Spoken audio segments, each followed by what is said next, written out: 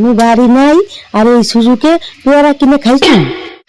আমি লোকের কাছ থেকে খুঁজে লাগিয়ে নিয়ে আসি আর উনি পেয়ারা পয়সা খরচ করে কিনে খায়। আমি কুটুম বাড়ি গেছি, আমি যেন কত কিছুই না নিয়ে আসবো ওনার জন্যে। বাড়ি গিয়ে একজনে পটিয়ে মুটিয়ে এই যে মালাটা আমারে দিল। বাড়ি গিয়ে সবার কাছে চাইয়ে চিনতে আনতে হয়।